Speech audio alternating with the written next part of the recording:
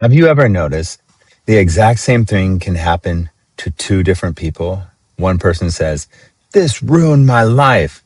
And the other person said, "This changed my life." Why? Because events do not come with meaning. We give them meaning. And this one idea might completely change the way you see your entire life. Because maybe the thing you have been calling bad was never bad. Maybe it was the beginning. Maybe it was the training. Maybe it was the door. Stay with me, because by the end of this video, you may never see negative the same way again. Most people think life happens and then we react, but neuroscience says something very different. Your brain is not simply seeing reality. Your brain is creating and interpreting. Your brain, and then most people think life happens and then we react. But neuroscience says something very different. Your brain is not simply seeing reality. Your brain is creating an interpretation of reality. Your brain is a prediction machine. It is constantly asking, what does this mean? Is this safe? Is this danger? Is this failure? Is this opportunity? The event happens first, but your nervous system assigns the story, and the story becomes your experience. Two people lose a job. One says, "I am worthless." The other says, "Finally, now I can build the life I actually want." Same event, different meaning, different future.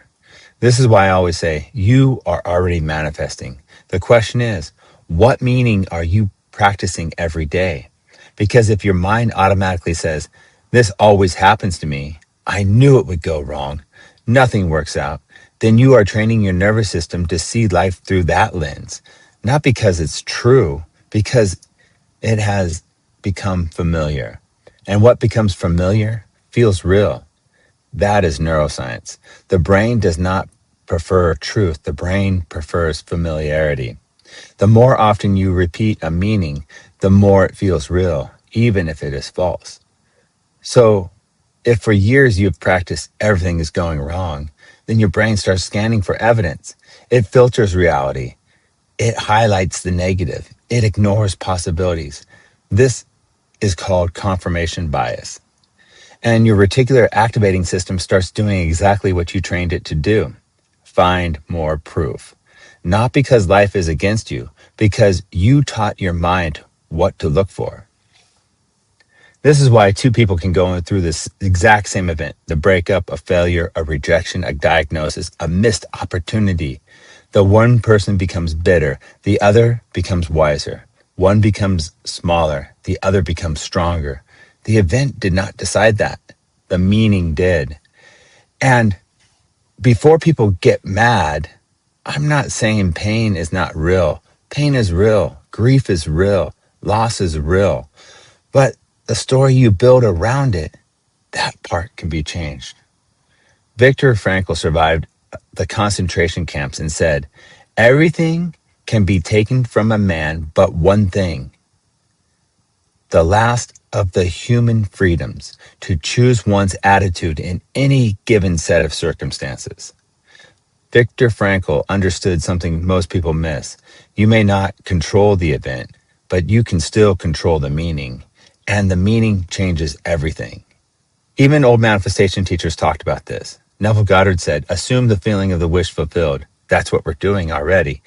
Not because you are pretending, because the feeling changes the meaning. The event has not changed yet, but you stop seeing yourself as the victim of it, and you begin to ask, what if this is happening for me? What if this is redirecting me? What if this is training me? Wayne Dyer said, "When you change the way you look at things, the things you look at change." Not magically, psychologically, neurologically, because the brain starts filtering for a different reality. Joe Dispenza teaches that the emotions you repeatedly practice becomes your future personality. If you practice fear, you become the person who sees fear everywhere.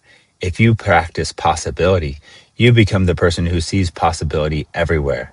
Identity is not declared, it is repeated. Just like I say all the time, you do not get what you want. You get what you repeatedly act like. And movies have been teaching this for years. In The Karate Kid, what looked like chores and punishment became training. In Rocky, losing became the thing that built the man. In The Lion King, the pain of the past only had power until Simba changed what it meant. Remember the line from remember the line from The Lion King. The past can hurt, but you can either run from it or learn from it. And maybe the greatest line ever written about this comes from Hamlet. There is nothing either good or bad, but thinking makes it so. That line is not saying suffering is fake. It's saying the events is not the whole story. The meaning is. Another powerful example comes from Star Wars, Episode 5, The Empire Strikes Back.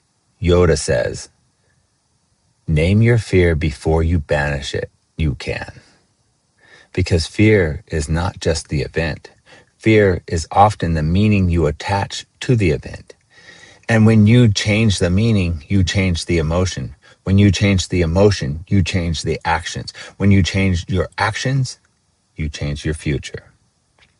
Here is the dangerous part.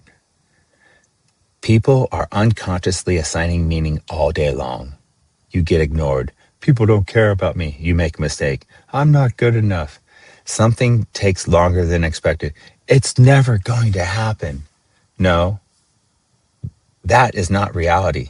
That is interpretation. And if you keep repeating it, you train it. You train the dark side. You train survival mode. You train fear. But you can also train something else.